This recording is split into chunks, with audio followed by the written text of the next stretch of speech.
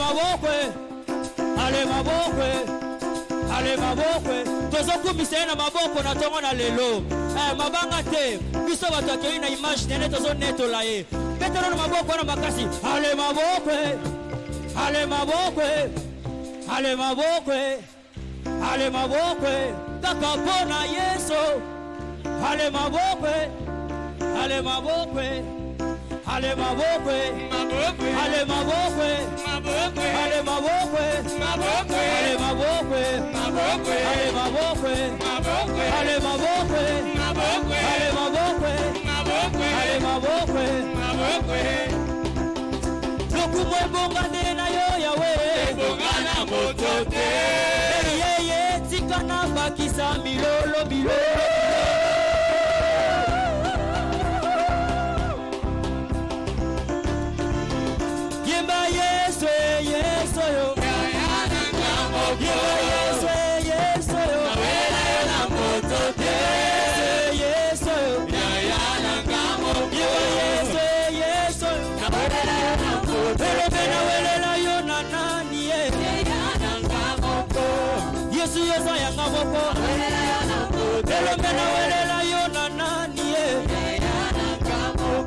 Yesu nanga yosa yangai Yeba ligolo pasuke Elo mabele tatola yo Kosegi ligolo pasuke Elo mabele tatola yo Kosegi ligolo pasuke Elo mabele tatola Odayane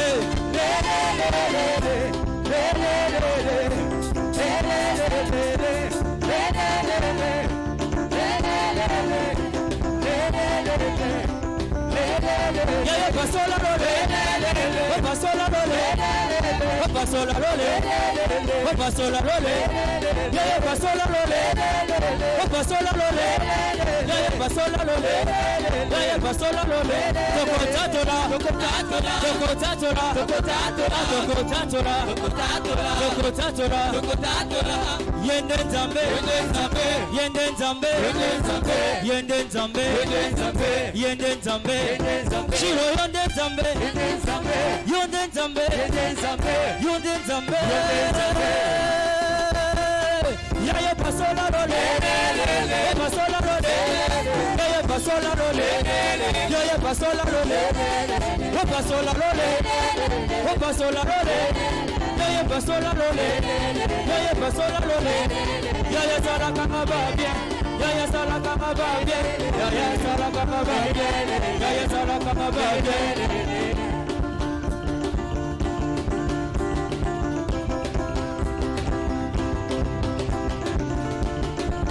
Jésus, le roi des rois. Yaya pasola lole, pasola lole, pasola lole, pasola lole, pasola lole, pasola lole, pasola lole, pasola lole, s'il te plaît pasola lole, pasola lole, Yaya pasola Jésus, pasola lole, alléluia, alléluia. Bien-aimés, réalisons la présence de Dieu. Vous allez concentrer les bosons ensemble. Bana ko bisa mokonsi na ye na présence na yo kotikanga te na songa pamba. Bana ko bisa mokonsi na ye ne siko yo kotikanga ite na songa pamba. Metikanga na zala bénéficieux. Yangolu oyo préparer ne siko ne sika opona bomo inanga. Tikanga na simba oyo bongisa kipona nga ne sika o. Tikanga na suwa oyo bongisa kinga na kota le siko pona suwa. Bana ko bisanza me prions. Alléluia. Père éternel. Na présence na yo na bima pamba te Seigneur. Pour te dire Seigneur. Oh Père. Ce qui vraiment kotikanga te nzamba mawa ndenge na yaki pendenge na songa. S'il te plaît, Zamba mawa. Aide-moi Dieu. Na mikumba nanga na koti na ngwawa. Na ba question nanga na koti na ngwawa. Tika na swe yano. Tika na swe yano. Pe. Na maladi na yaki na ngwawa. Olobi venez à moi. Vous tous qui êtes fatigués, chargés, car moi, je vous donnerai du repos. Nana posa ko vivre. Repos na yo bongisa ki ponanga. Nana posa ko vivre. Oyo bongisa ki ne sikoyo. Tu es le Dieu qui a vu. Sauve-moi Dieu. Jésus. Eliondo bobo yondo boshike. Le grand Dieu. Samba mawa. Osotala ngandenge ni na kote la kiawa.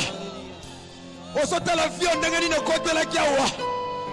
Esika maladie la di soto. Esika via ba déception. Esika via ba question. Esika nzambe via zo simbate. Ba dossier na kote sa sans réponse. Kotika te na songa ndenge na yaki awa. Kotika te peur. Oh, Chova. Soto etonda ba critique. Soto elata humiliation. Sauve-moi. Fais quelque chose. Fais quelque chose, mon Dieu, mon Dieu, mon Dieu. Natongwa lelo. Natongwa lelo. Je crie à toi. Sauve-nous, Père. Est-ce que vraiment nous pouvons les chanter? Oh, chantons-les ensemble. Comment ça la tête, Père? Je crie à toi. Alléluia. Encore. Oh. Jésus. Je crie à toi. Samba mawa. Samba bikamwa. Yomo kolobi. Tous les jours, toi qui attends nos prières, jusqu'à la fin du monde. Entends-nous ce matin. Où est ta présence, Dieu? Natongwa lelo. Où est ta présence, grand Dieu? Merci Koyo. Sauve-nous, Père. Je crie à toi. Oh, Papa. Je crie à toi. Alléluia. Yebisa nzambe. Nazana posa koyoka yo. Bibelobi, vous connaissez la vérité et la vérité vous affranchira. Lelo, bo solo na ye changer identité na yo. Zamba siko la yo. Alobe la yo ne siko. En fait que nyoso ye bene ko simba te zo solution. Nazela maloba na ye prions. Alléluia. Parle-nous, Seigneur. Natongwa lelo. Mais la biso précision. Yamaloba na yo. Et yako sikola. Et yako changer notre identité. Je crie à toi. Car c'est par ta parole toute chose a été créée. Rien n'a été fait sans elle. Par toi, parle-nous, Seigneur. Parle-nous, grand Dieu. Parle-nous, Jésus-Christ, le Dieu vivant. Au nom de Jésus. Pour changer nos vies, une verge dans ta présence fleurie. Car tu se restaurer. Au nom de Jésus. Car tu se restaurer.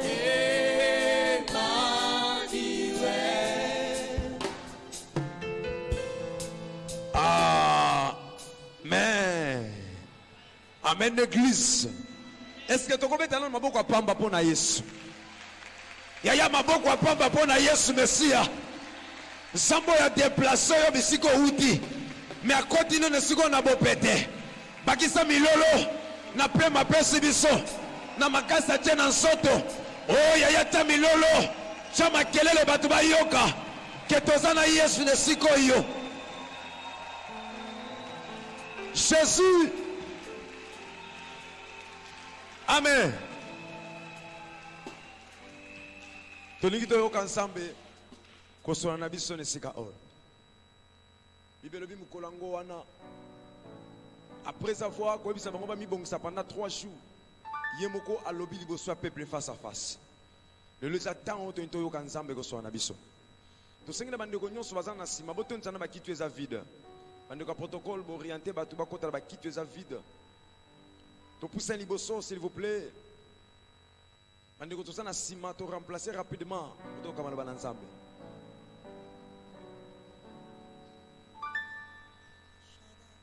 La ligne en Syréo que Jésus-Christ lelo azo changer identité na yo.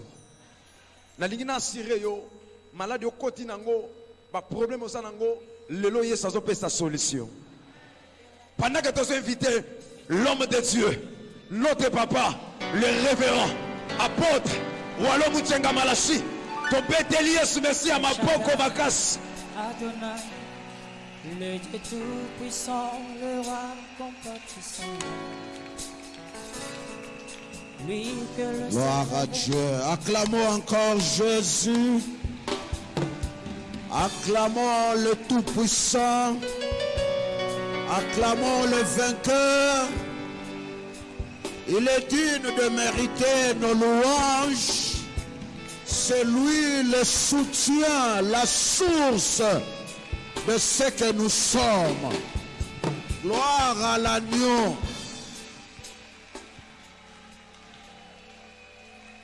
Amen. La semaine passée, je regardais la Délivrance TV, Mathieu Culte Nabiso. J'étais avec un pasteur pendant que ambiance est qui na salle. Va filmer Bandeko Moko. Il m'a dit il y a une attitude ya mutu eza lokola ya bato nyonso te.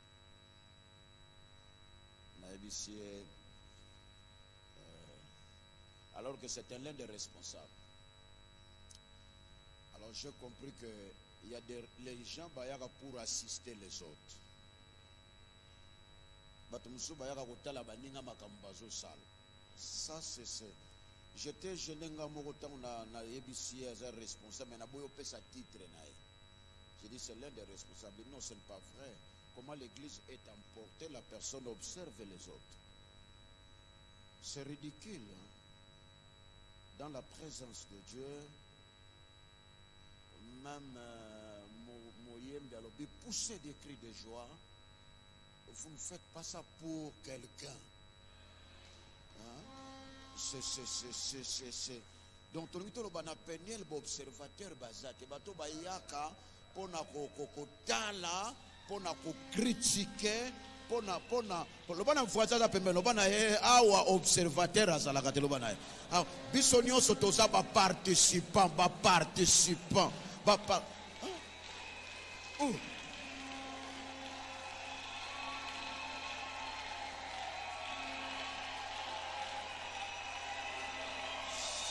C'est bizarre.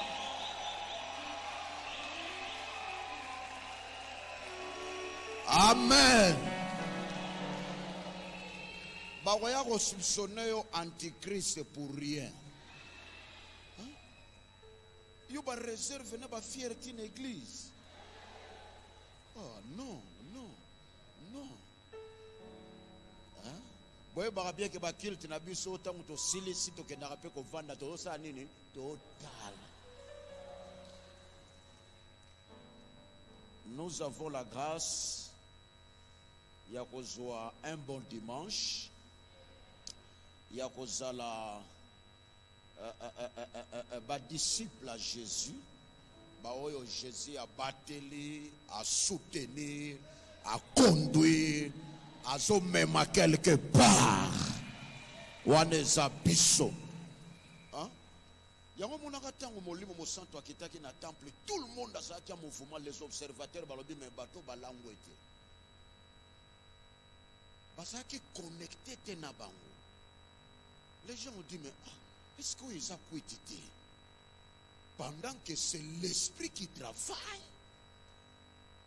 Et les autres balobi eza molimo te mais ça quitté. Pour nani basala qui rempli te. Il y a une église qui a une réaction à batute. Na okufanda na pembeni moko na yo soki nga molimo ayebisinga na sauter. Je peux faire ça tout en oubliant que na vandi pembeni ya nani. Bino bozo kanisa geste moko ya ko crier kaka ya pamba Bartima zo solution. À Salé côté, il a crié. La Bible nous dit bah criouane bimi un dérangement pour les autres. Bato ba mesanate balobi ponu ko tu déranges, tais-toi toi aveugle. Mais verset lobby il a encore augmenté. A matisi voix et directement solution bimi. Donc sokozoya wa pour observer observateur éternel et pendant ce temps biso tozo poussana yango wana ba mususu na molimo batikala mus. Oh Dieu est bon. Même si vous avez votre caractère, un comportement, si tu es devant ton créateur, yebisa mon caractère.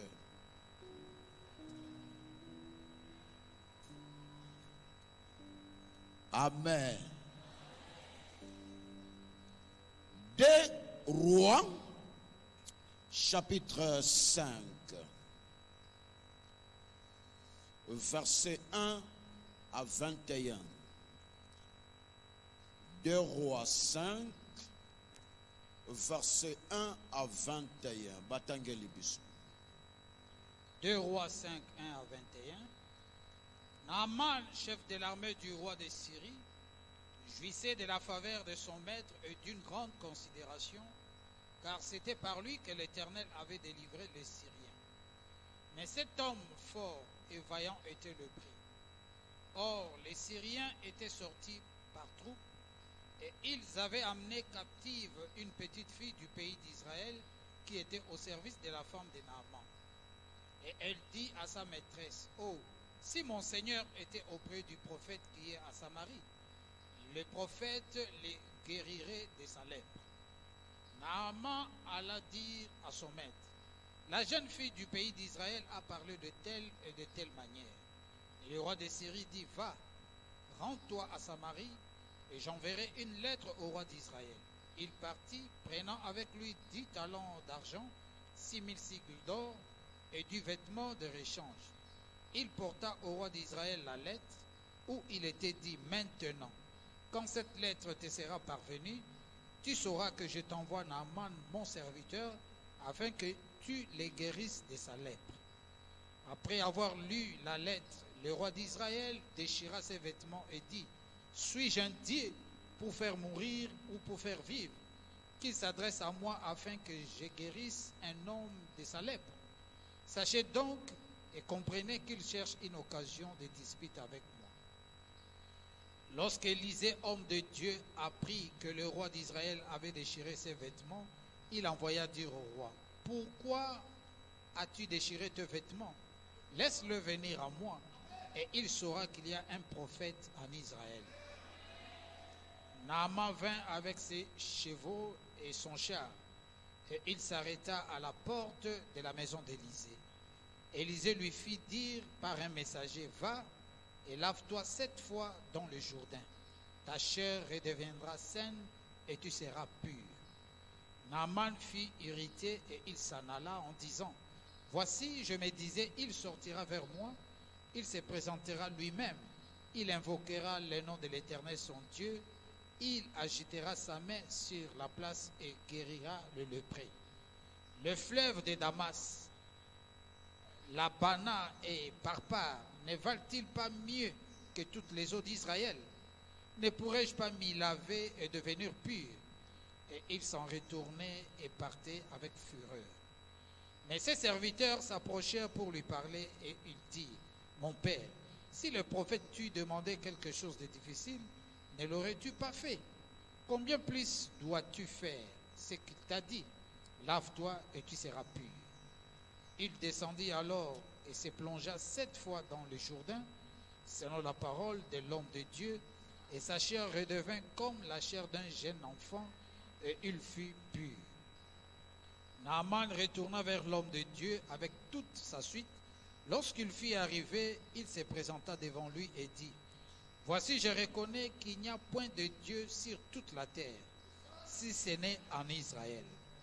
Et maintenant, accepte, je te prie, un présent de la part de ton serviteur. » Élisée répondit, « L'Éternel dont je suis le serviteur est vivant, je n'accepterai pas. » Naaman le pressa d'accepter, mais il refusa.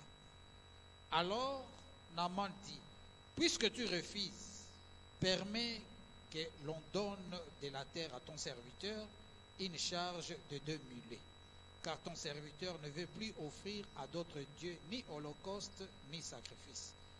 Il n'en offrira qu'à l'Éternel. Voici toutefois ce que j'ai pris l'Éternel de pardonner à ton serviteur. Quand mon maître entre dans la maison de Rimon pour s'y prosterner et qu'il s'appuie sur sa main, je me prosterne aussi dans la maison de Rimon. Veille, Éternel, pardonner à ton serviteur lorsque je me prosternerai devant la maison de Rimon. » Élisée lui dit, « Va en paix. » Lorsque Naaman eut quitté Élisée et qu'il fut à une certaine distance, Géasi, serviteur d'Élisée, homme de Dieu, s'est dit en lui-même, « Voici, mon maître a ménagé Naaman, c'est Syrien, en n'acceptant pas de sa main ce qu'il avait apporté. L'Éternel est vivant, je vais courir après lui et j'en obtiendrai quelque chose. » Et Géasi courut auprès de Naaman.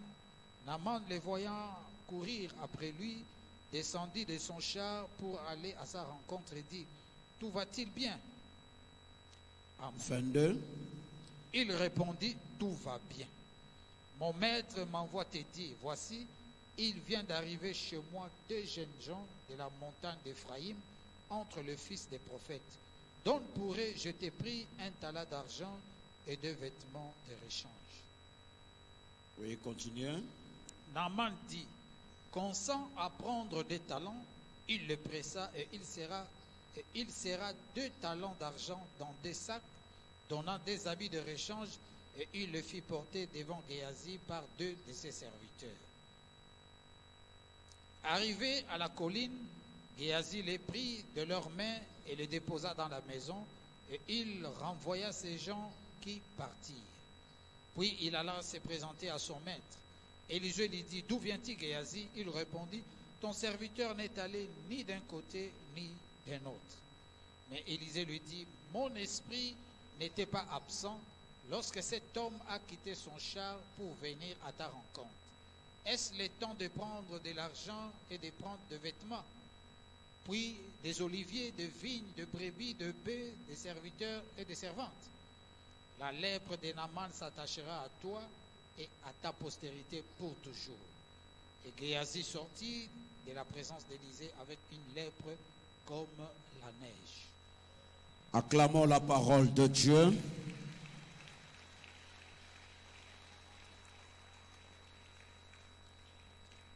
Gloire à Dieu, nous pouvons regagner notre place. Nous allons partager un sujet très important. Nous avons terminé un mois de prière, de chauffage. Maintenant, comme une étape, il y a qu'à récolter ce que Dieu a préparé pour nous.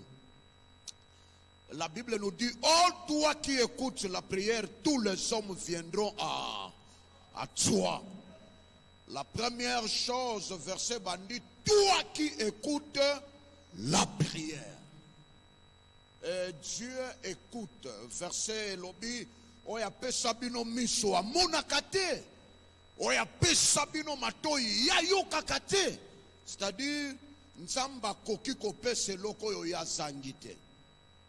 Apesa batu ba mona yepe ya monaka azo soutenir makoki nzamba zana ngo pona biso ezolakisa ke aza nzambe ya pamba pamba te. Nous voulons parler sur les obstacles à l'exaucement de nos prières.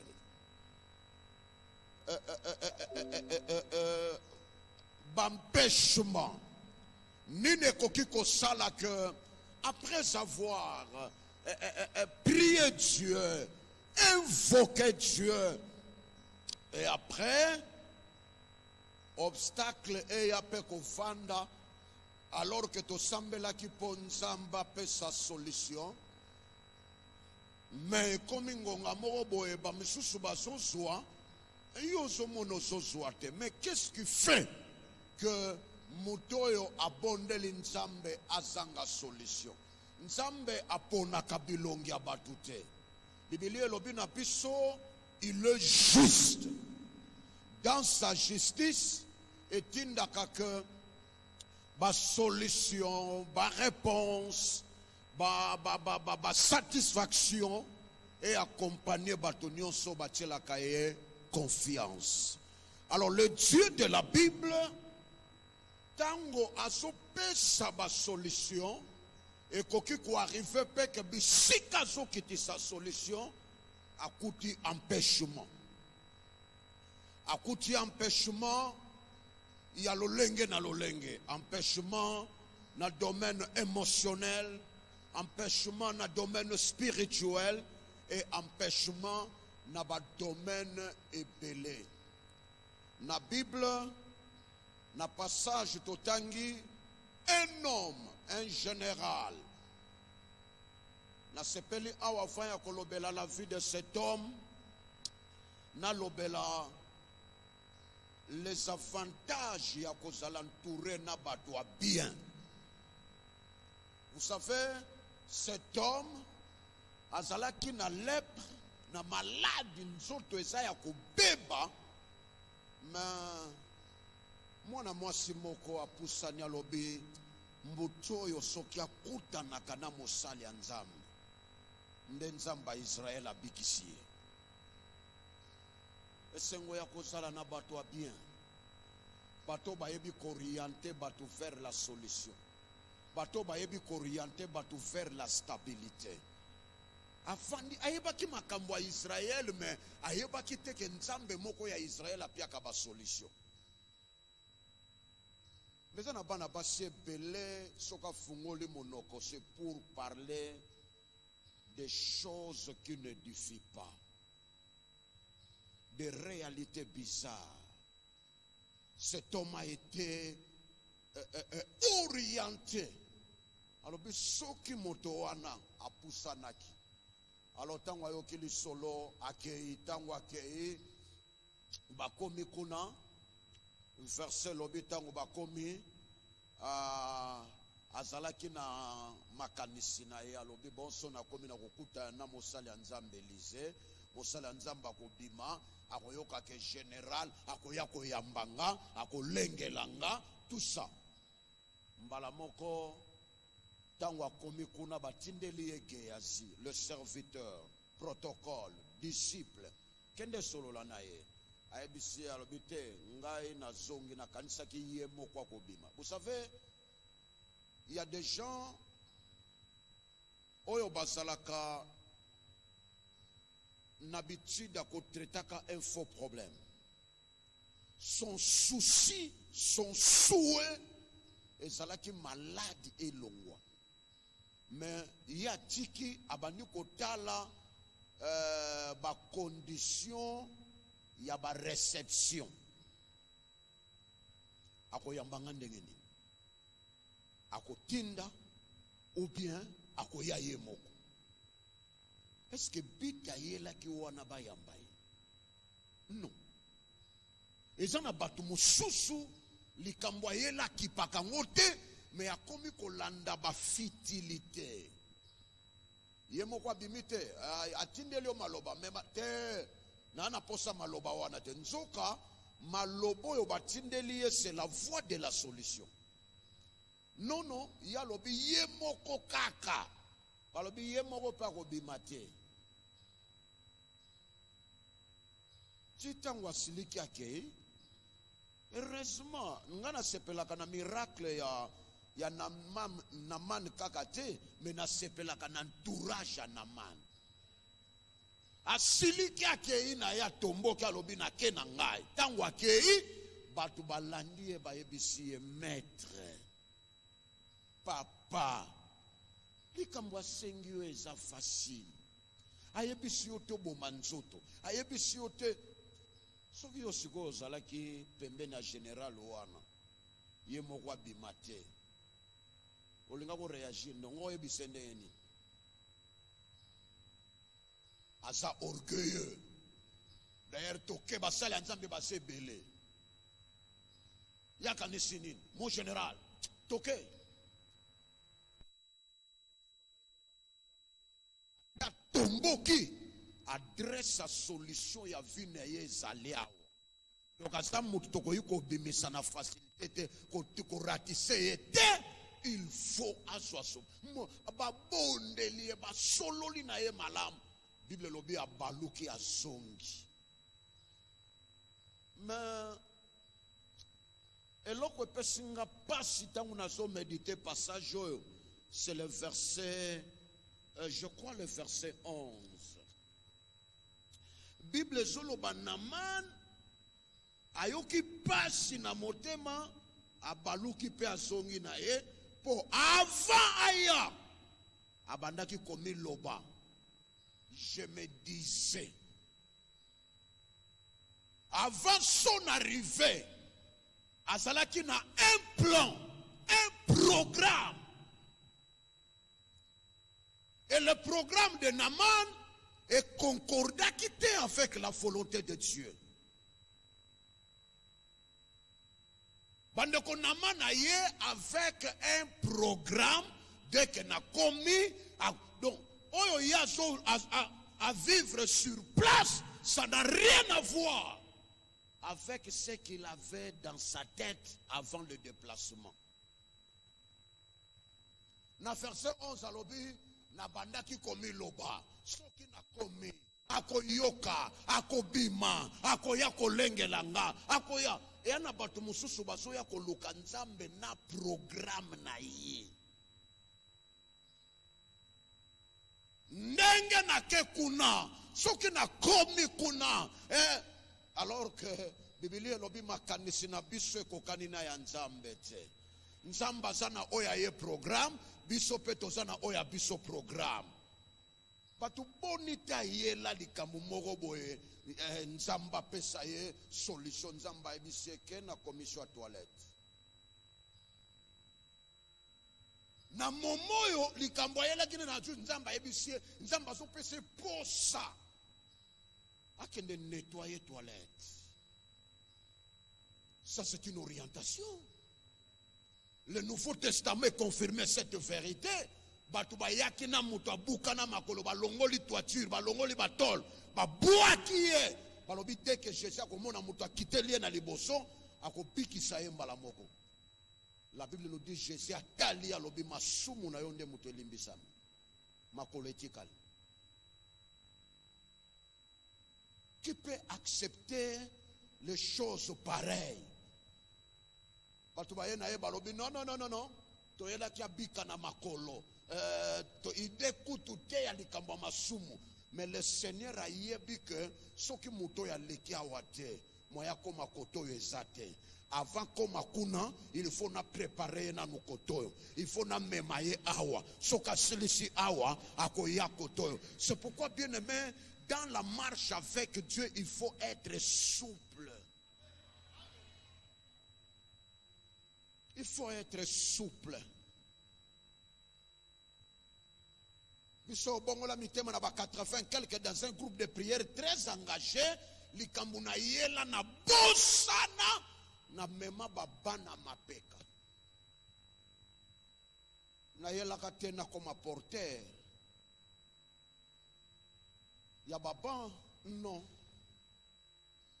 na yelaka te kilt nano ebandite oye bien avant oluki ba carton otie mbunda chauffer mbunda to chauffa ba mbunda to wana batu nano bayete. Alors on a katino ozoka la joie de faire ça.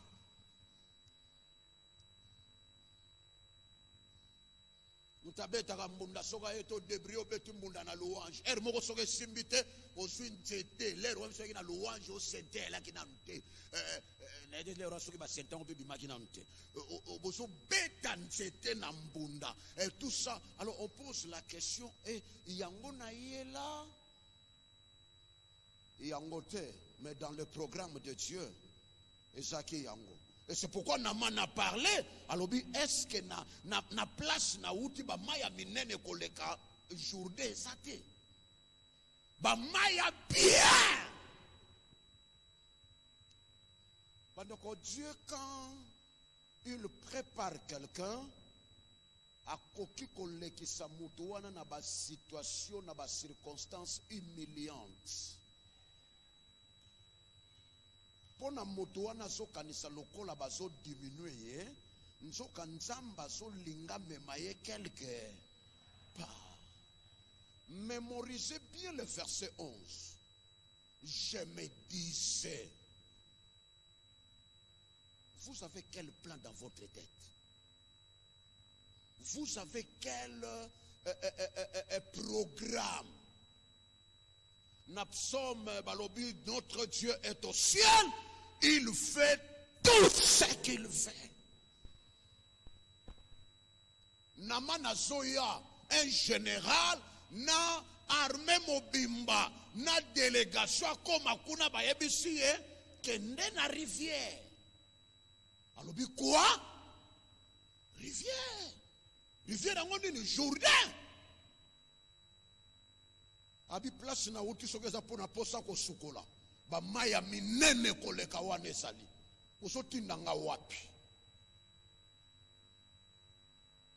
Heureusement l'homme de Dieu a dit non ce qui peut akekuna te ngana bitne yaki te tokuta na bitne yaki aswa solution nzamba lobi solution ngweza kuna et apesi na ba chiffre. Combien de fois il faut dinda? Difficulté na biso ezali totanga na Bible ke ba foi ya Nzambe sa ya biso te. Ba foi na biso esa pe ya Nzambe te. Namana zonga kite pona mai eza moke, namana zonga ki asiliki azongi po programme na ye. Et kokani na programme lola te. Na zongi na siliki na kenanga. Après tout ninango esengeli na sala. Après tout, il y a des gens qui sont comme ça. Bayemba kanzembo moko kalatan tozaki na groupe de prière, comme un enfant tient la main de son père sans savoir où la route conduit. Lokola mwana muke asimbi loboko wa papa azoyeba te tata ke na ye wapi. Me mwana wana yebi kaka ke atatoke na nzela ya lubwaku, atatoke na nzela wana poussière tondi makolo. Me oya sa papa nanga akoyi komema nga place ya mabete ndenga lingelaka nga akoki kotika nga boye te. Oya sa papa nanga. Naman alobi na bongisaki makambo boye te. Nangina yebisayo après avoir kolekisa batamilai ya prière, tikana yebisayo, vous avez votre programme, Dieu aussi a son programme. Et tant wakei abibwaki je crois comme na 5 fois atala boye le présent kaka ayebisi bango bino tibodibisa ngana kende na bwaka o combien de fois? O 5 fois. Siko ni le monani o le présent kaka ayebisi mais alobaki 5 te alobaki combien? 7. tango akoti cette fois abimi tango azobima na 7e la Bible confirme biso azongi lokola mwana moke. Quelle purification! Quelle purification! J'aime le Dieu de la Bible. Batu nyonso baselesaka bazalaka souple na direction ya Nzambe. Bandeko basepelaka. Siko bitumba ezalaka mutu azobunda na Nzambe na bomoto. Moi je n'aime pas. Après tout, vous savez, tu connais ma position vis-à-vis. Ah bon? Courage. Namana bima purifié. Akei. Alors bitala biloko na memela kiyo yango yo. Soko zui yango biloko wana eko bongisa yo Elise. Biblia elobi na biso Elise azwi biloko wana aboyi alobi na kozwa te. Tango azwi te Elisa ke akoti namana ke na batu na ye me baye bazalaka zinga ya Elise ba Gehazi. Gehazi atela lobi na bampia ko to rate oyo bala moko alandi akeya ebisi alobi te mokonzi abosana ki atu bapaya moko boye eloka kopia bango azate bato lokuta bamontaka lokuta sur place abepesa na memela ya biloko memakaka oyo te bakisa lisusu baye ba compagnie lokole ezalaki ebele bake batiki yango na ndako na ye a charge si bango bosonga na bino savanga mpe nasongi pas maître etango bakei. Vous savez, avant Élysée ayebisa ye ba vérité wana. J'aime le verset le verset 20. Babengi ye Gehazi, serviteur d'Élysée, homme de Dieu. Serviteur, il travaillait sous l'onction de quelqu'un. Élysée tourné au tuat. Oh, na uti ni kotoyo ni kotoyo. Oh, bongo bimeli wat. Oh, Élysée ebisi ko kenda yuko sala buzoba. Molimo nanga zalaki wana ayebi makambo nyonso sali mena lingina ayebisa yo maladi oyo touti kolongola pas général ekozwa yo na bana na yo. Ce qui est très mauvais eza na makambo su tosalaka bana batu ba innocent, les innocents frappés par des réalités bizarres. Balobi tango kaka zobima. D'ailleurs ba batanga ka Bible ba yebi ba descendant ya Gehazi. Mutu asanga ka lepre azalaka te. Likolo lokoso. Si vous êtes sous l'onction d'un homme,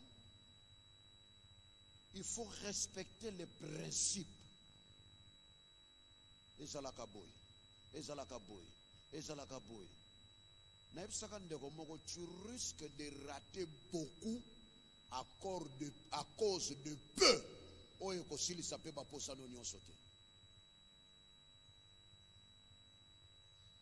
Comment moutaso ko encadrer yo a boy yo lobi moye to tike lokwa boye et ça te photo soin et tango akeko soa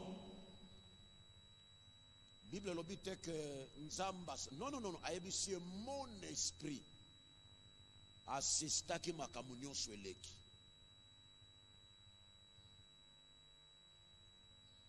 Il y a des gens d'une manière d'une autre Nzambe asokipa na bango.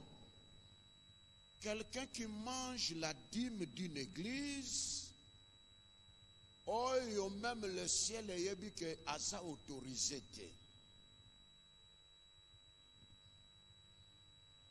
Ndekomoko alobaka, papa yaka nawa kozwate. La Bible nous dit amener dans la maison de l'Éternel. Nous ne pouvons pas, il y a des principes dans la Bible. Oyo soki moto atosi et fungole les portes. Et ça na makamususu ozo salango secrètement et so concordé une alliance. Il y a place oyo zali o mato ki te kolukilo ka ba problème. Mukolo nzamba soki pa ki na binemi ya bandeko, je dirais même les membres et la famille à Moïse. Moïse a salagité. Nzamba lobi lokola bo salibo ena ko s'occuper na bino. Batuna nzamba tuna yeko du Moïse te. Atuna Moïse olingina sa na ronini nan habité. Nzamba s'occuper lobi na ko s'occuper na bino. Il a salagité. Le problème de l'alliance, bisonyo soto yaka wa poto sala béni. Moi qui vous parle, Nabotama pasteur, Nabotama païen, j'ai été encadré par un père spirituel. Mon père spirituel dit Abimisinga. Atamukolo moko tapianga suspension ou bien Timothée. Nazo angote.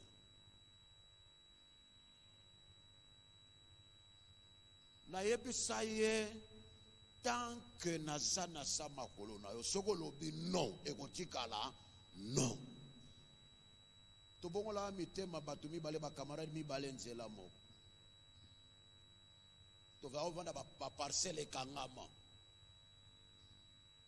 Il arriva que bande comme sous ba suspension, il y a des fois où tali ou tete de vie chrétienne les alaka ya mutu yemoko. J'ai fait tout, j'étais je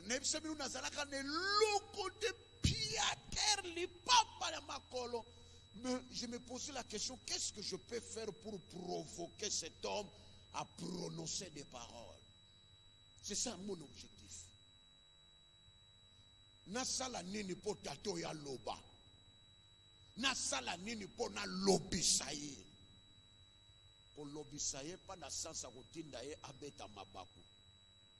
Mais pour Azala heureux.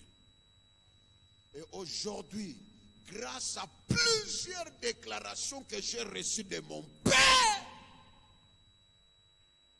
Isaac Lokola a un couloir bien préparé.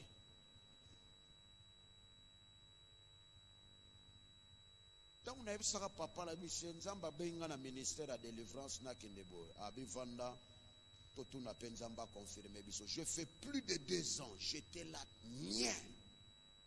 On ne m'a pas tout balobela kende sala musala boy. J'ai resté plus de 2 ans. Oyebi soko za nzambe bien okolinga ko yede nzambe te. Nzamba ko kena musala na ye moko tina suka. Après 2 ans et demi, ba benganga équipe ba ebisenga nzamba lobeli 3 personnes, to sa convaincu. Mais to sepeli une attitude na yo avant confirmation. Elle m'a posé la question, vous allez partir avec qui? Nzamba bengi ngamo. Ngamo. Nana mupikwa batoko memati. Et Dieu. Bandeko relation ya papa na mwana. Ezaka na présenter mais appé na futur. Soko zubilo kwa Geazi ba descendant na yo olukeli bango problème. Mais soko zan attitude ya Élisée, j'aime Élisée. Malheureusement Élisée azalaki un bon serviteur ya Élie, mais il y a kutanaki na ba serviteur ya malamu te. Ezana ngoma kambo ya kana. Élisée lobi na koti kote soko matite. Il faut na mona nengo zo mata. Quel enfant spirituel qui est content de l'élévation de son père? Hein? il faut na mona nengo zo mata. Ya ngwana tango, obi tango afungoli motema na ko mata ya papa batikeli e manto.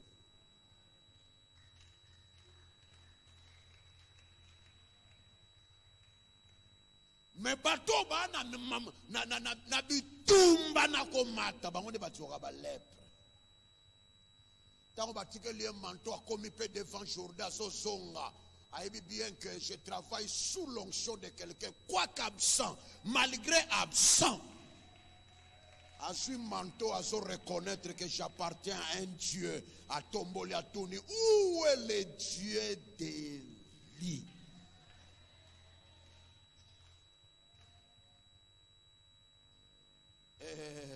Nzamba saleli makabwe bele. Tozo ya wate potosonga na ba lèpre. Tozoya wa potosonga na ba bénédiction. Tozoya wa te potosala les enfants compliqués. Tozoya wa pour faciliter le travail. Tozoya wa te avec un programme bien établi. Soki na ye. D'ailleurs, biso tonto wana yo koya ko na ye baka na mutu na ngata mukolo moko te que je serai un pasteur. J'étais là avec mes problèmes, pam pam pam, non, il faut encadrer, parce que on me dit qui Seigneur, sala nangandenge olingi. Mais bato bonite nzamba so meme koto alobi puna na okenti. Nzamba c'est paiement na opemate. Nzamba c'est salabo kuna na okenti. Pour résister devant les orientations de Dieu et même à trop de complications. Alors, nous avons partagé quelques obstacles qui peuvent empêcher la réalisation ou l'accomplissement, l'exaucement de nos prières. Selon passage de Pessibino, premier obstacle, et ça, les difficultés de lâcher votre imagination, votre programme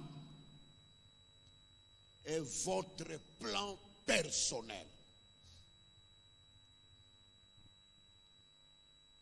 Ça, c'est le premier obstacle. La difficulté de lâcher vos imaginations. Bande konzamba za yote. Yopo za nzambe te. Tango soya koluka ye, olobi Seigneur que ta volonté soit faite. Sala nangandenge o lingi. Koyela nzambe programme toye bisaye. Na ye nga ye yo me awa salaboy awa balola boy awa memanga boy non. Na Jean chapitre 21 verset 24 la Bible nous dit ce qui ba bois qui graine na mabele graine perdre forme quitter la qui na mabele te et ko sepelisa mutu alonite tango tozoya wa te pour te garder ma forme na biso verset lobi il faut pas perdre forme au yelaki. Dieu ne travaille pas avec les orgueilleux. Dieu ne travaille pas avec quelqu'un où il faut s'approcher d'un programme. Lokola makanisi nzambe kokaina ya bisote ba programme na biso kokani pena ya nzambe te. Difficulté ya ko lâcher. Naman na verset 11 alobi je me disais azongi po oyo ya bongisaki e kokani te na oyo akuti.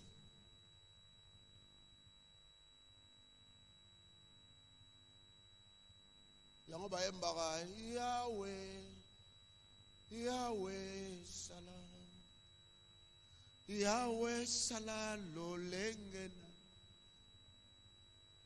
lolenge na ngate lolenge na yo mena yebi ke lolenge na yo Et so memanga quelque part. Na ko regretter te.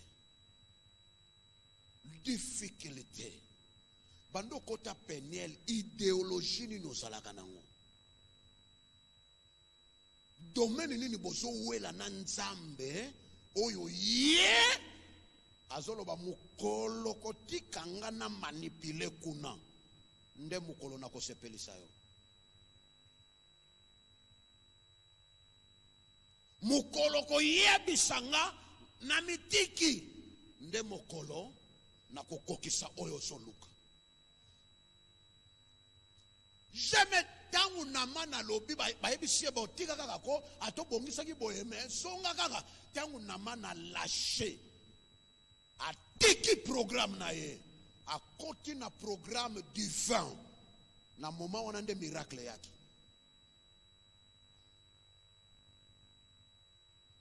N'a so insisté, méditez bien le verset 11 parce que moi il y a 5 jours j'ai médité le verset 11 dans ma vie. Je me disais, nabandaki koloba, nabandaki koloba, nabandaki koloba, nabandaki koloba. Il y a des choses, Dieu, ana ndenge na ye, yo siko zobo ya kotika programme na yo. Ngana lobaki na 2018 na kobala. Nsoka na 2018 nzamba zo travailler pour longola ki solar. Na via mubali. Azo longola ba kwit. Na lobaki mbulo ye kokoma na katikati te. Nsoka na katikati wana nzamba zo bongisa mabongisi po place ko kota ndoki moko ko déranger yo amilongolaka amikimelaka atika ka quartier pose à la l'aise. Dieu prépare les choses dans sa manière, mais le col biso toza limité par nos yeux. On peut dire que nzambe asali ndenge toyokana kite. Nzamba sa mwana mbwate ya kolandaka. Allez, venez, venez. Il y a un programme. Yaka. Te, nzambe balandaka ye. Nzamba balandaka batute. Obstacle liboso yango wana. Mutazo boya kotika oyo ya concevoir, oyo ya bongisa, oyo ya planifier idéologie. Biso le kana banzela wana. Mais to comment to yeko comprendre que atinda kingana kende kuna pona boy. Atinda kingana zalawa ndeka pona boy. Atinda kinga bande ko na vie chrétienne nanga j'ai travaillé dans plusieurs commissions. Nazako ye batina te. Évangéliste, j'étais intercesseur, na commis responsable intercession, na célécie, au commis kotoyo, batindio boy, bando responsable à fermement, au que kotoyo, la responsabilité. Et c'est après que j'ai compris, nzambe responsabilité ko pesange ko tindanga na chapeauté biloko wana. Alors avant de diriger bato ba ko coordonner makambo wana bien, il faut nga moko na leka na ye bandenge ni ne fonctionnaka. Et ça, comme ça, il y a 2030. Nous avons une préparation dans mikolo. C'est pourquoi aujourd'hui nous avons des pasteurs qui ont une grande responsabilité, mais maturité moquée. Dans l'église, bonité, le pasteur lui-même, les sources des problèmes. Dans l'église, bonité, pasteur, bakir dama batu, ndaluke la kaba verse. Ayo ki vina yo aluke yango versa te yango. Na l'église, bonité, batu bonio, pasteur alobaki, o wana toke bakanaye. C'est le nom du pasteur et le destructeur. La femme sage, mais la femme insensée à se détruire par ses propres mains.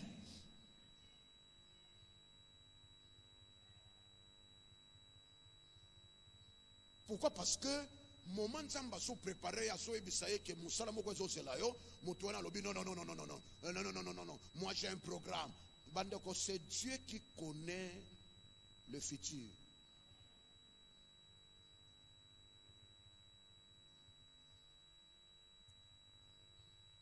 Deuxième chose,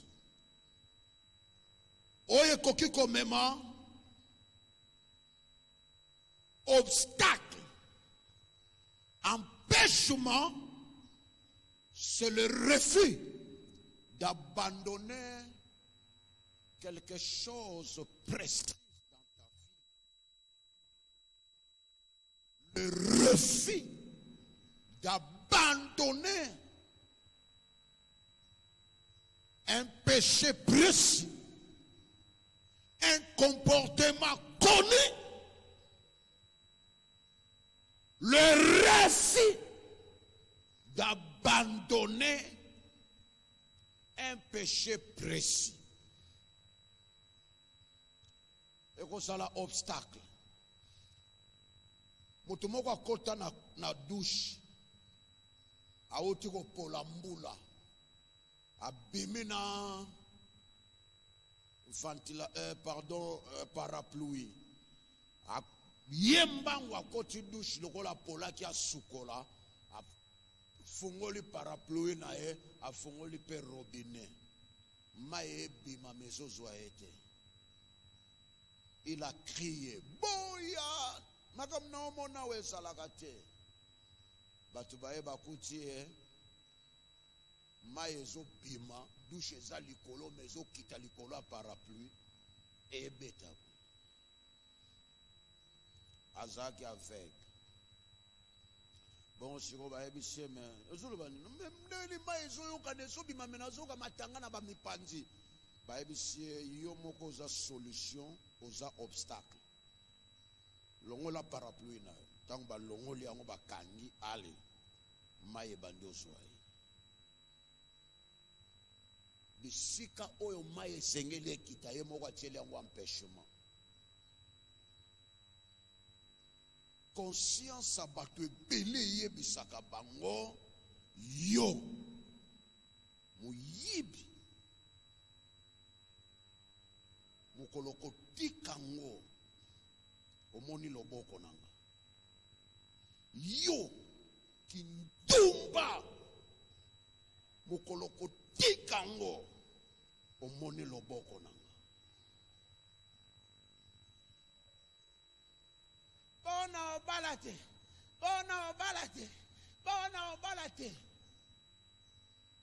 obalate. Une sœur qu'on a reçue.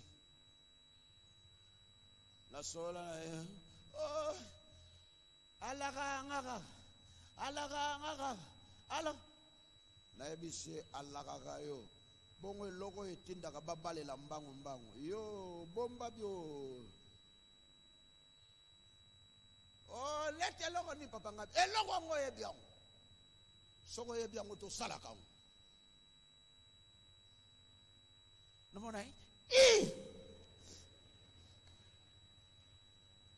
Hypocrite. Namasolo ne saleli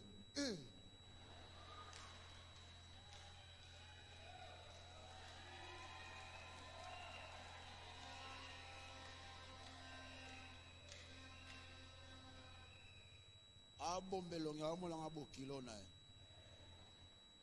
Na FCE o kitelongi pourquoi?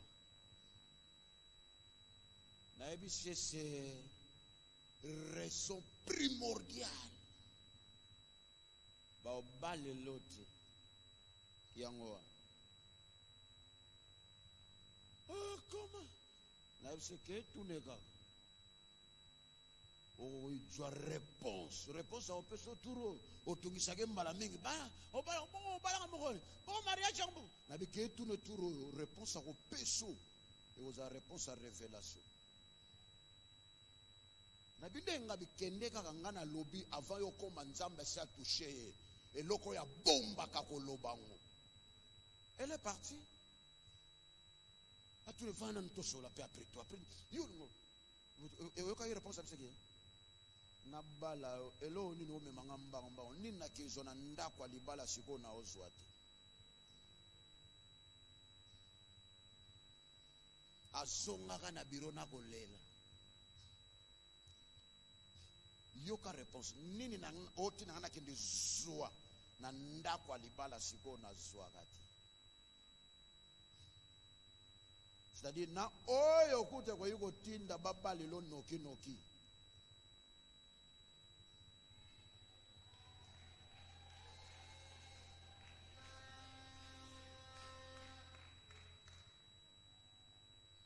tombola mutu okita mutu bwana regarde-moi c'est ridicule hein? Il y a des gens qui sont motivés parce qu'il y a des gens na bomanzoto na spuna ataba nyongo na kota pour na découvrir mais yo nini bakobomela nzoto pour ba découvrir na oyo bazwela kana ndako alibala opesi yango avant bakobalo mbangu po bakende kozwa nini et c'est la réponse que le Messie a donnée.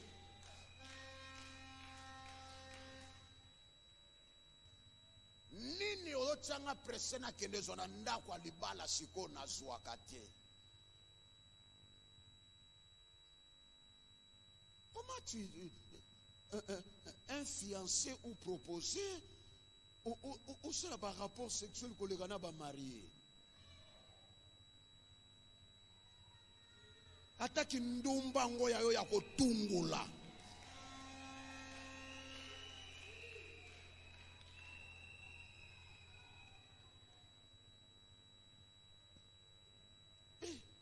Nanu babali yo te si babaye yo. Il y a un dégoût avant d'autres. Un dégoût avant Kangalupang. Un dégoût. Donc, encore Kangamisu, ayebi ba cicatrice na yo. Ayebi na kwe oyo nine zalaka. Ayebi koto yo ozaka na nduta na mukongo. Ozalaka na...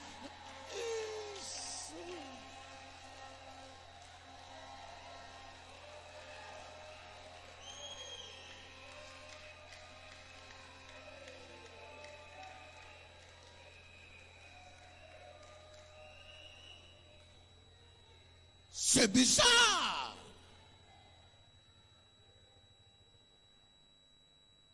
Il y a des gens aujourd'hui, dès qu'on bimawa, qu'on le fait pia au cadena. Tu as cadena. Tu as cadena. Bamsubo ozonga na ba cadena. Soit cadena. Soit cadena. Odu cadena le ba kanyi krapa. Ale ba tu fungula ba bwaki na lola.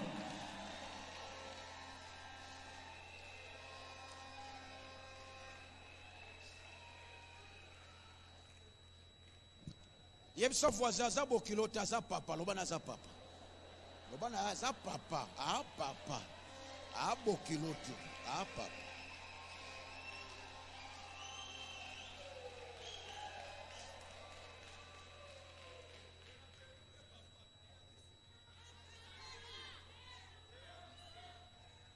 ba misusu baza ambela ki célibataire c'est si là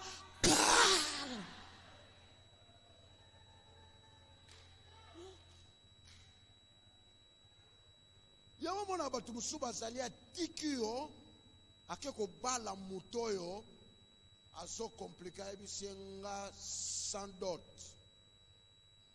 sans fungula cadena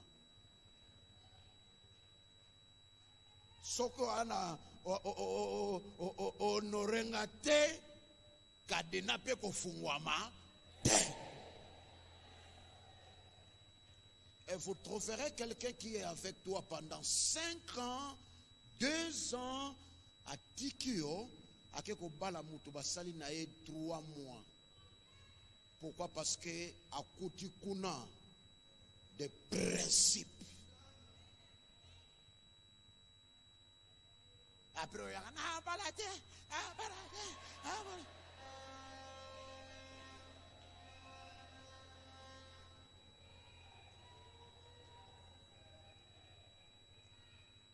So kansa awe kozala lokola moon ajwa photo oyo na oyo basangisi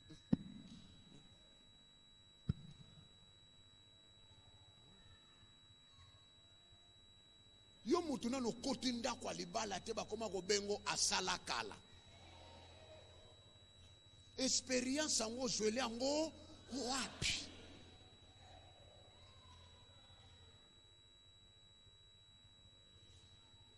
C'est pourquoi il y a des gens comme ça, Moubali a balio, a taliga la forme, a numéro salae. Malamo Moubali a simbi mutu. Ake pa pare, na kogite, nini, la kogite, na bala molaso, pare sungangai, oh na bala salakala.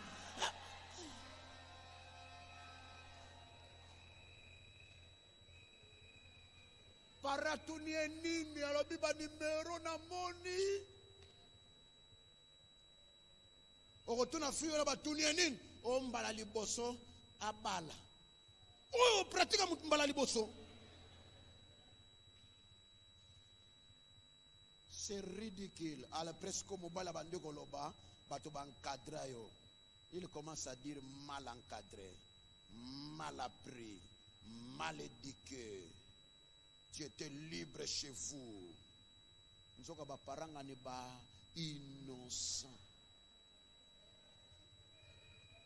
Ba fille boni ba parent ba sera mais fille azo kende abimaka na fenêtre.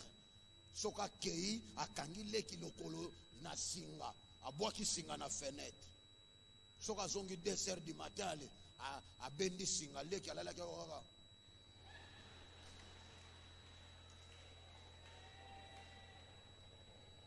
babendi lokolo kende fungola.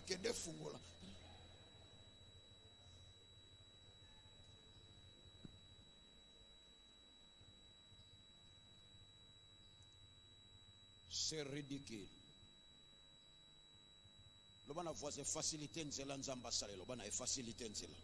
Facilité nzela nzamba sala yo facilité nzambe asale lo quelque chose.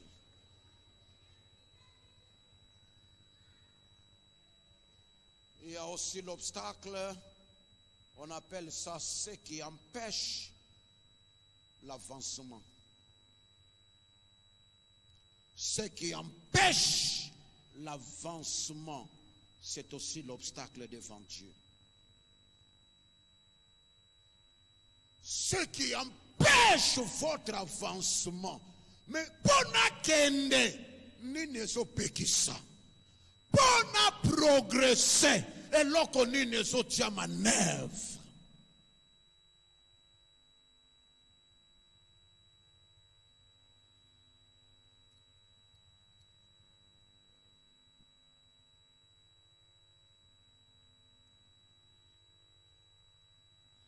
L'obstacle dans la pensée de la Bible, c'est aussi ce qui tient devant vous pour empêcher votre passage normal.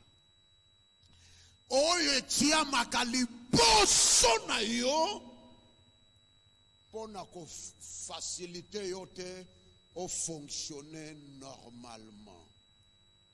L'obstacle nine pikami liboso, nine tia makaliboso.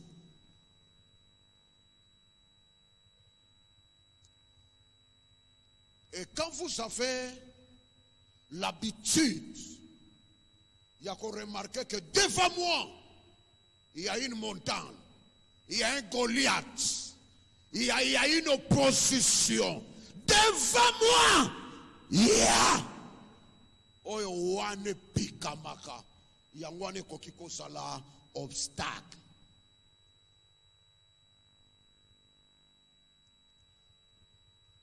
L'obstacle, c'est aussi l'attitude intérieure que vous avez par rapport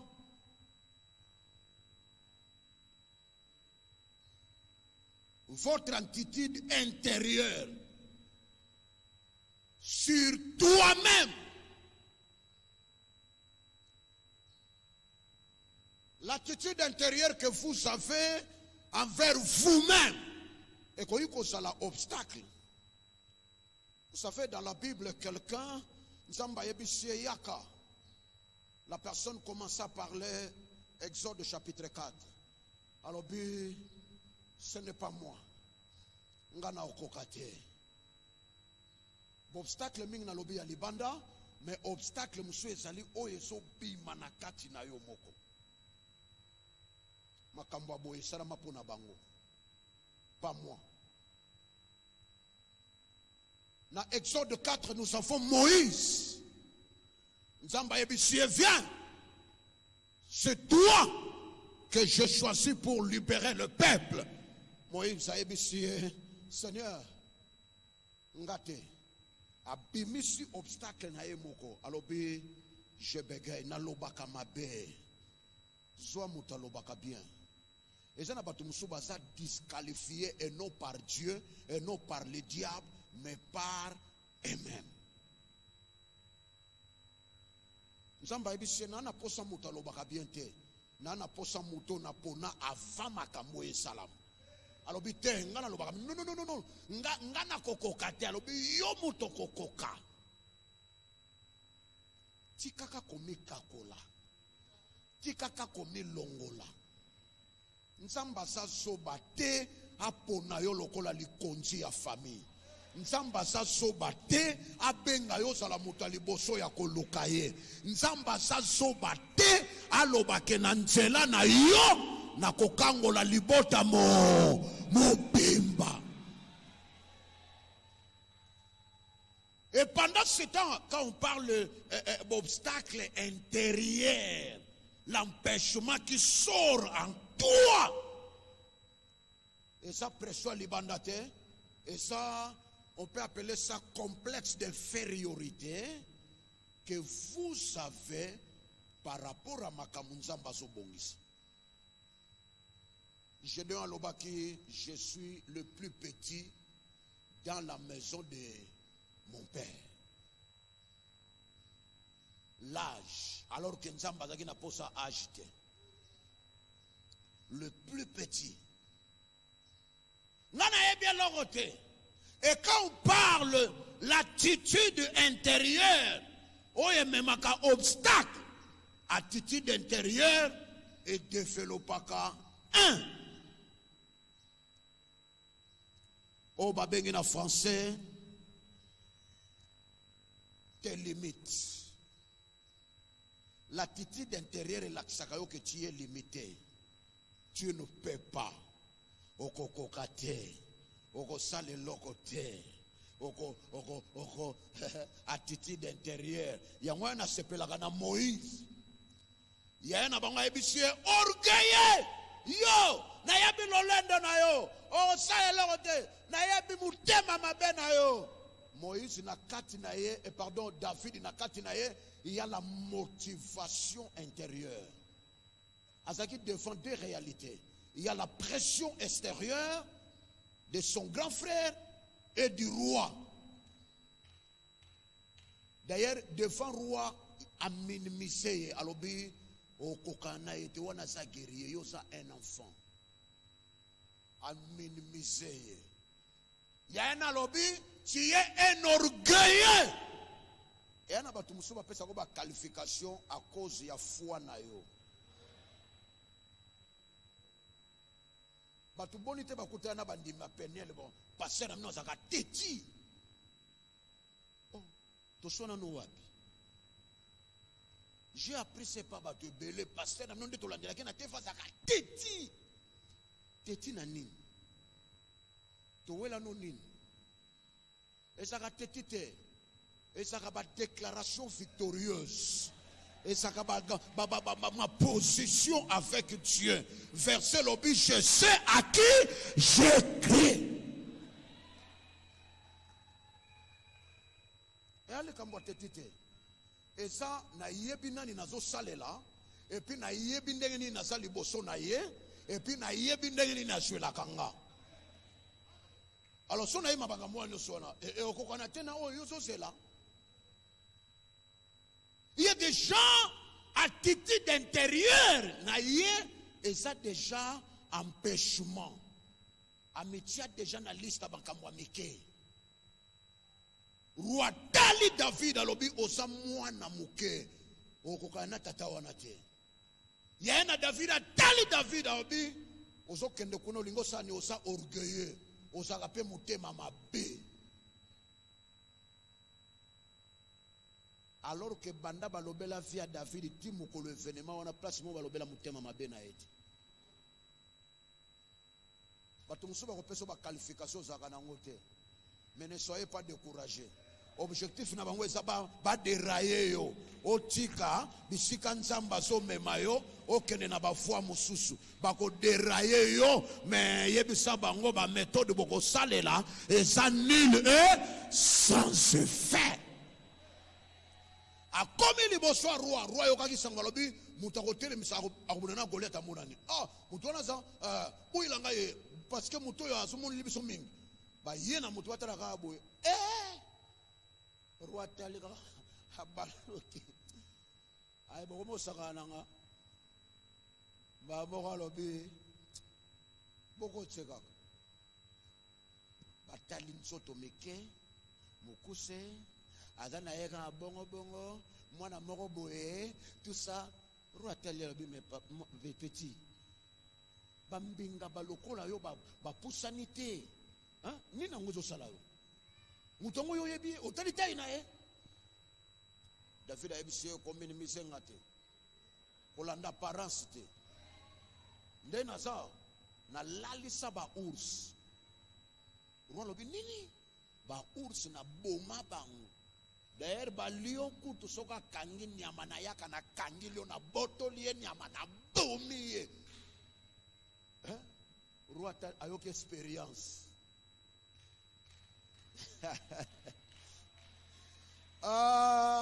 lakina ebisayo expérience ozana ngona nzambe ekopeso assurance ya venir glorieux.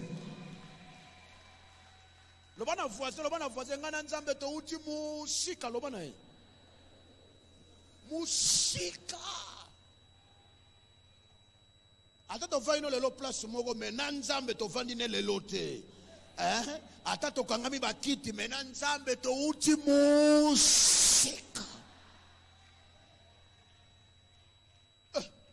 roi yoki phrase mbala moko amekisi ye biloko abilato lato oyo eza mpona boye David ameki alobi te kotambola kutu ti kuna na biloko na okoka te longola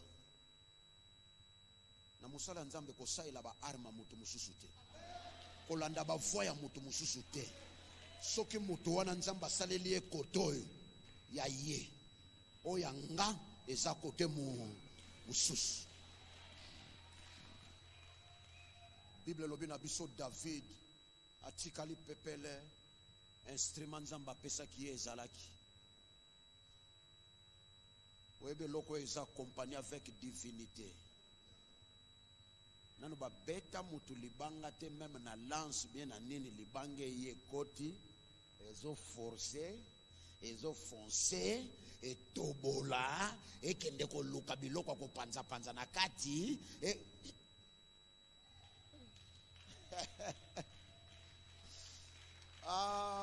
vous êtes naturel mais tu es accompagné avec le surnaturel. Libanga nda ezalaki tuti esai nini ekwei Mais wana koya te. Wana pende kote kenda eluka wapi cerveau.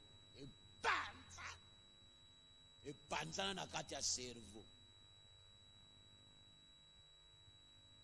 Soki David azalaki na attitude ya intérieur ya epekiseli ya obstacle alingaka progresser te. Batu boni basuka na nzela likolo biyoka yoka biloba loba. Dans la marche chrétienne, il faut progresser avec la conviction et non avec le propos de l'entourage. Le propos de l'entourage koki koyelo makambo ndenge na ndenge, mais il y a la conviction du Saint-Esprit.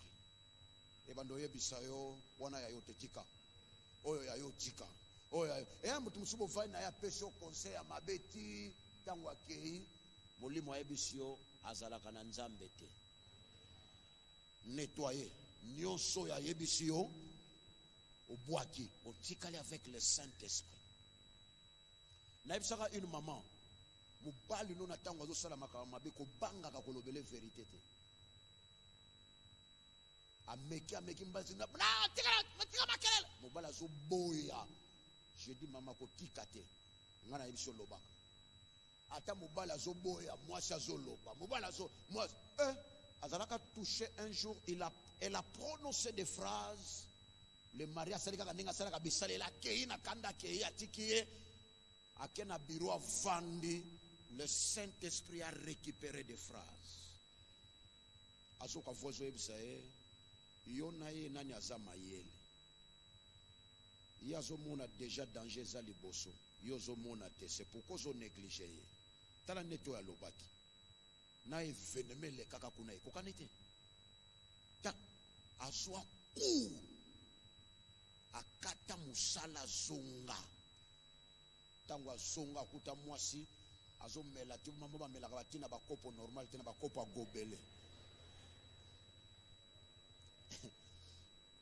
ba mama bazaka so mobali aza mal à l'aise so yaka mobali akei gobele nalipa mulai lero la mapa na baka desa mama na otalipa lokola fanfare.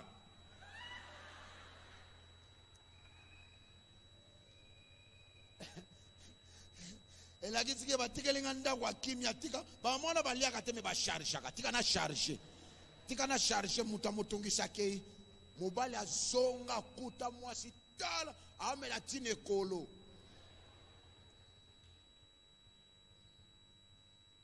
tango ya tala mu mwasi sotuki alinga tika bise non tu peux continuer chérie manger mobali mwasi mlabo ayoka quelle tonalité. Mangez, chérie, mangez. Balamoko fukame. Akangi mwasi nae. Pardonne-moi.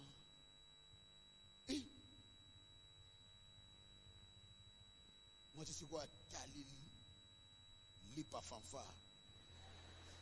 Adali lolango zongi. Abisi ezela to sola simazana sisana komela. Zana sisa kolia.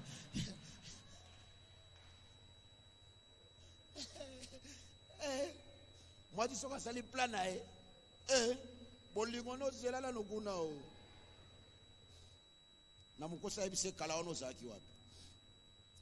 L'attitude intérieure et bimisaka ba limite et relaxo ba limite et relaxa yo vos incapacités et sur l'action que tu es incapable. Obstacle wana et la kisarape ba défaut et relaxo yo benana défaut oyo. Je parle de l'attitude intérieure où il y a obstacle.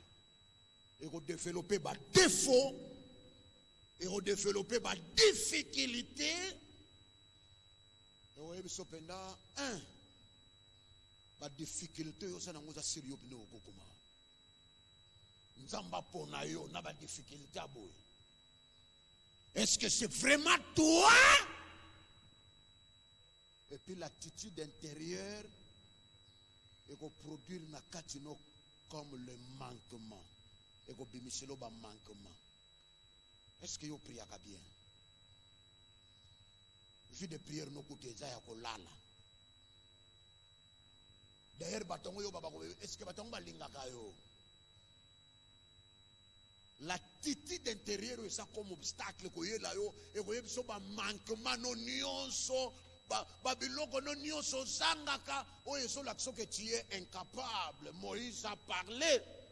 Seigneur, na yebolo bate. Nzamba bina na posa munoko te na loboko simbe loko nini.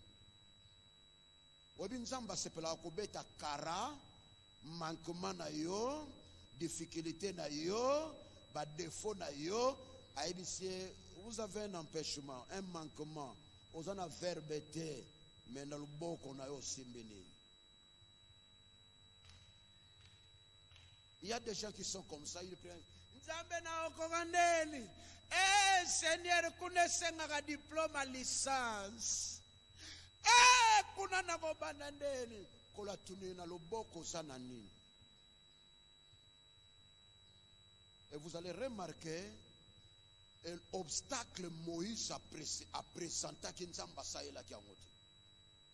Na mokolo moko te Nzamba yebisaki Moïse zwa munoko na yo tia na libanga. Non. Nzamba soki paki ne lokoyo eza porte ya facilité. Na tongwa lolo na ngina yebisa mutu moko manquement na yo, ba défaut na yo, ba difficulté na yo Nzamba ko kipango te. Ako sortango, ayebi que tu n'es pas complet, ayebi que tu es limité, mais quelque chose que Dieu va utiliser. Oui, bien, le débat entre Moïse et Dieu, et ça qui n'a problème, il y a parole. Moïse a solo bela awa, Nzamba solo bela awa. Nalobaka biente, naloboko simbinin. Nazana facilité ko bimisa malobate, naloboko simbinin. Nazo begeye, mutu wana ko zelanga te na sili sa phrase, naloboko simbi. Peut-être tu es ignoré na eloko Nzamba ko développer na vie nao. Oso présenter oyo Nzamba ko kipete. Oh, boyete. Oh, n'absabino une femme, une sœur à Nzamba sambela étoile bien. Mais atanga kite. Vie chrétienne ne mo bimba. Ah Seigneur, ce qui n'attangaka, ah ce qui n'attangaka, ah l'étoile de Dieu et aiko sala ke abalaki ministre. Tango abali ministre, ba camarade ministre ba lobaka mingi pona mwasi ya camarade na bango po ayebi ko s'exprimer te. Mais ministre ayebi sa yebi loko yo Nzamba tinda na lande pa ya mwasi oyo. Ça n'a rien à voir avec le verbe.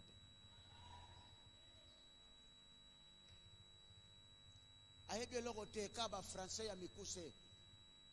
Toi te viens te. Donc fois ba tsangona nini ya lingala. Ba yeba tuni ye moko msumu bale ate ba tuni to Mariela. Oui to Mariela.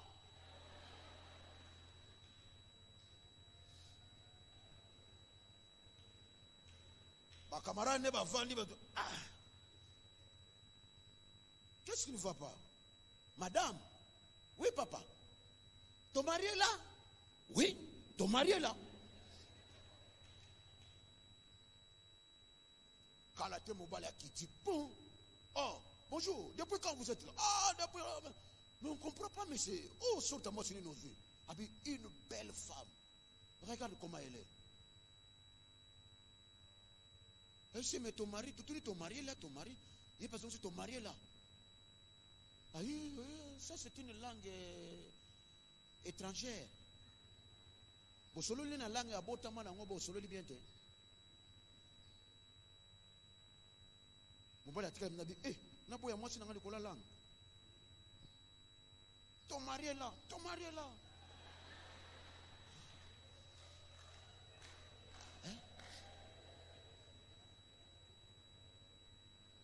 batie biloko balambi bazolia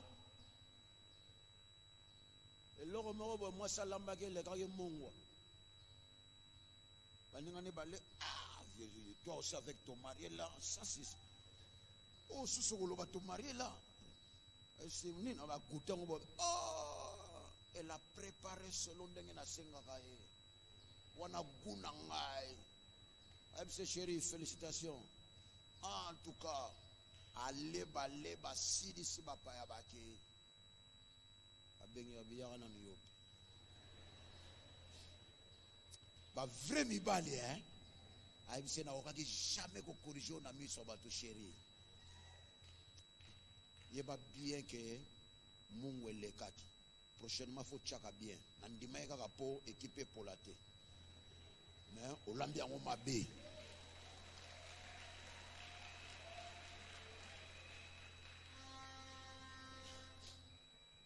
soyo ezalaki yo mbela biloko nelongi allez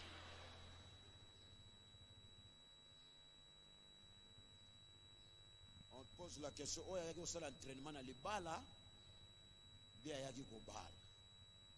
Il y a des gens soko olingi moto olinga na badefo na ye na bamanquement na ye na banyonso olinga ye ata yo sa soki niveau nini oyebaki aza ndenge wana accepter ndenge yale ata na to marier là c'est ça et ate bokoti na mutu na ndako libala ndo bando yebisa ye mais toi tu es comment yo yebi lelo tu es comment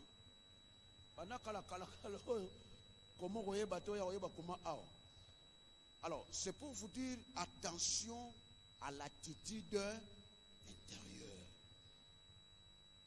Vous avez une attitude moko bozaka nango envers nzambe nzoka nzambe afungola porte ya munene yo moko na attitude notika na makati ya ma porte makamwa mi ton Dieu El Shaddai le Tout-Puissant il va faire des choses.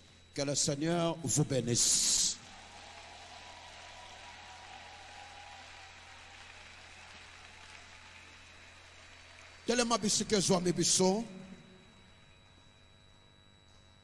On va faire la prière.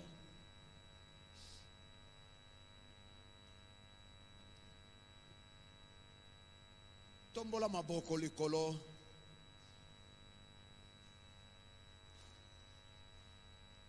L'obstacle qui est devant toi. Nous avons parlé plusieurs sortes d'obstacles. Oh, et ça, les bosonayo. Dieu te connaît. Obstacle, on est à la parapluie, et so pekisa maye soyo.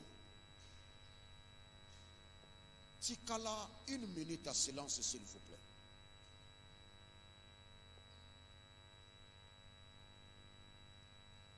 Bible lobby, il est le même hier, aujourd'hui, éternellement. Dans ta vie aussi. Il faut nzambe wana la kisake, il est le même. Nine sope kisa libanda na yo, tokati na yo. Parapluie mwe fandi wapi na kati to na libanda.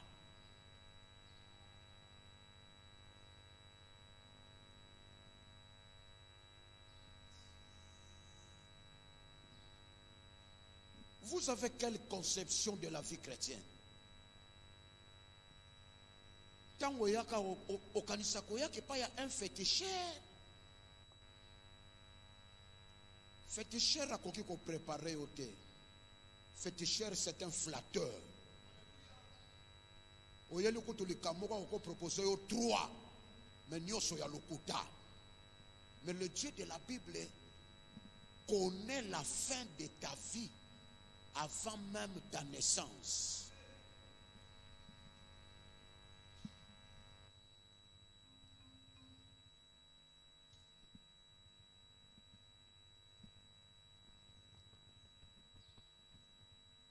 Tombola maboko likolo yebisaye mokonzi, pardonne-moi. Pardonne mon ignorance. Pardonne ma conception.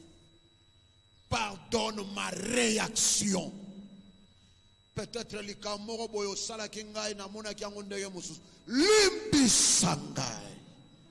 Réaction, action, attitude. Oh Seigneur, conception. Ngana sayote na bomoto na ngana sumuka kilimbisa nga mokonzi. Pardonne ngai. Sukolanga na makila na yo peto langai. Nzambe yoke langai mawa. Prions le Seigneur, alléluia.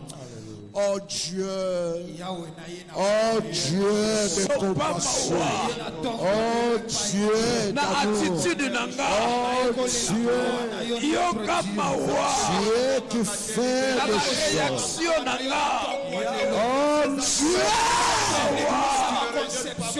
na vioyo, samba bikamo, yokamawa, na batitude nanga, oyo soso parte intérieurement, oyo soso parte na baresolema nanga. Oyo soso parte na bajusma nanga. Sopa mawa, sopa mawa, oh Dieu, sopa mawa, naza sembo Dieu, sopa mawa, sopa mawa, yoka vyo mawa, yoka vyo mawa, oh yoka salaka, ebongo soso parte na kati ya yoyo, na kati na nga, na bimisaka batefo, na bitalaka vina nga na bele, na bipakisaka makono,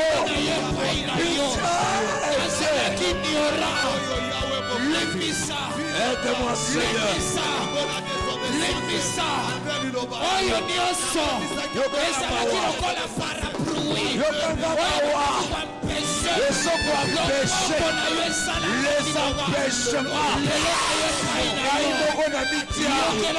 empêchements, les empêchements,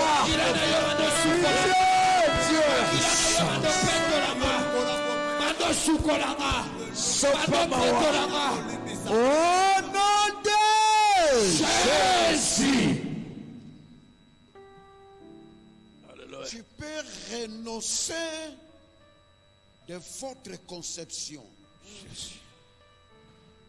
Conception ni nozanango. Omilobelaka ndenge nini? Namana bandaki komilobela. Azalaki na calendrier na programme. Akuti nzamba balusiamu. Eloko nini ya yo nzamba balusi osa contenté. Alors que les lots comprennent mais mikolozo yokoyeba que c'est pour ton bien. Ma conception, vos idées, programmes, plans. Oye so bala na ya nzambe te so concorde te. Verset lobi ndenge likolo ekabwana na mapata na mabele. Ndenge pe makanisi na biso kokani atamu kete na ya nzambe. Yebisa conception na yo. Makambo no attitude na yo oyo so bundama na programme nzambe. Na renoncer nango, na kabwani nango, na refuser yango. Prions le Seigneur, alléluia. Na refuser, so renoncer. Makalisio yo. Conception nanga. Ekokani te yo. Ekokana na bapla ya nzambe. So renoncer. Elo na so kabwana na soto yo. Yo conception. Elo na so kabwana. Oyo samba sengite. Elo na so renoncer.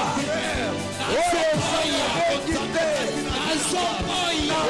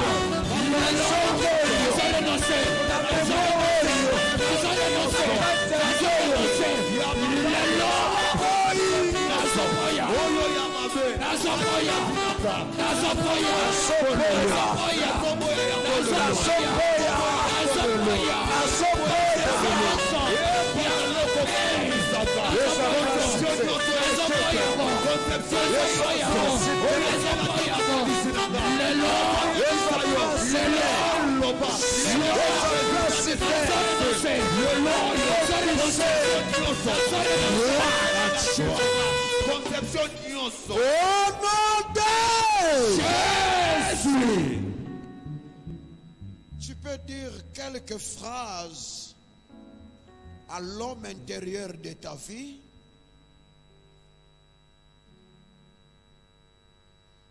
Nous avons vu l'obstacle intérieur. Balanyoso ozolingo kende liboso kati mezo memelo election lokola rétroviseur election yo tala ndengo eshuwaki tala ndengo kokaki te tala ndengo rataki tala ndengo zalaki incapable tala ndengo sangaka gangela kati na yo.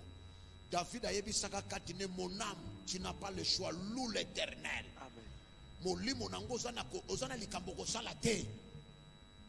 Na kotiki lota ya ko yima te, na kotiki lota ya ko baba souci te. Mon âme loue l'Éternel. Azopesa ordre na kati na ye moko. Bien-aimé, gangela kati na yo. Loba na yeto lukaka nzamba mokete. Ata tosana ba limite menzamba sana limite te. Ata biso tozomona te menzamba zo préparer à venir. Ale banda ko gangela kati na yo. Yo! Mona!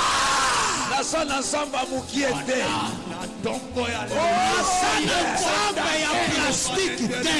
Ya kokumisa nzamba. Ebisa yo. La volonté de Dieu. C'est que Dieu.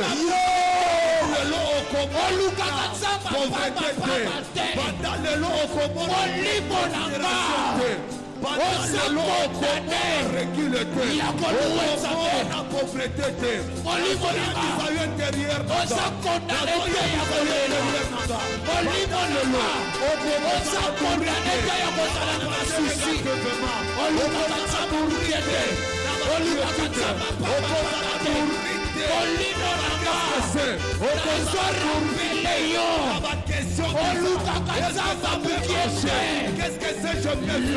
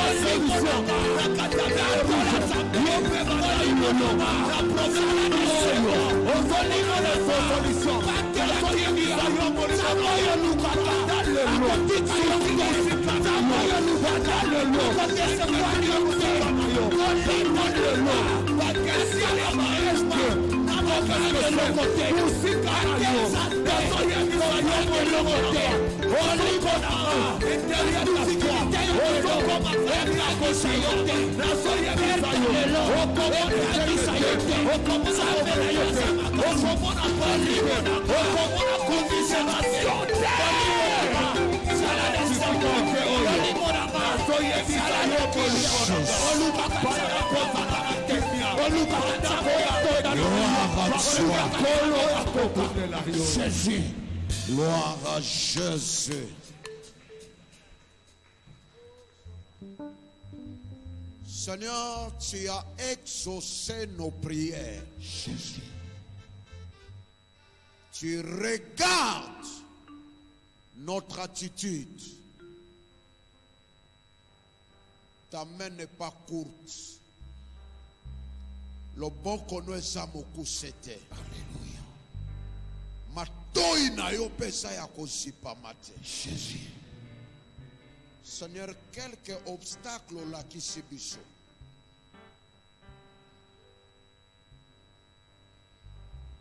Oye biso malam. Oye bi ke tokoki ko sambela. Mais toza na attitude moko na kati na biso ezo pekisa biso to ndima oyo touti kosenga. Seigneur, ce que tu as déjà révélé n'a pas point mosusu ko révélé biso mardi. Seigneur, tolingi mitema et ça l'a bien préparé. Pour tu dois sortir et ça l'a siloganté, mais est comme une réalité. Alléluia.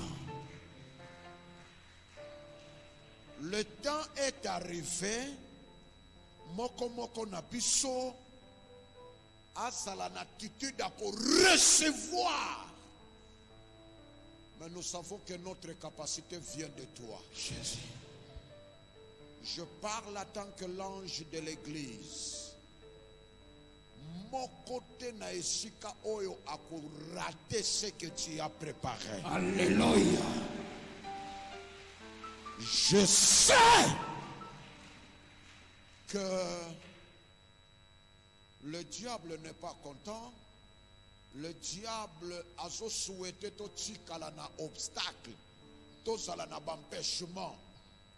Mais yo yebi biso malam. Na yebi que le diable et ses collaborateurs va cause la confondre. Alléluia. Entourage na biso ba koyeba que cette fois-ci Dieu agit. Dieu intervient. Alléluia. Na niveau ya likolo. Béni. Première partie de cet enseignement. Et je demande aussi le sang de Jésus et sous kolabiso. Ce qui te bandai koloba pe lokola naman, je me disais, nabandaki ko kanisa, nabandaki ko loba, nabandaki ko bongisa, naza ce qui moko moko na biso azalaki na plana programme na ye, lokola ya naman. Seigneur, sukola yango na cerveau. Que ta volonté soit faite. Au nom de Jésus. Amen.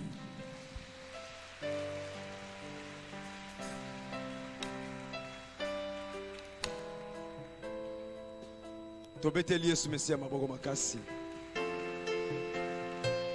Beta maboko pona Yesu.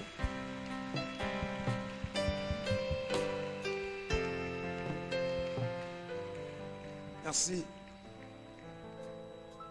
Tu es bisa kinsambe.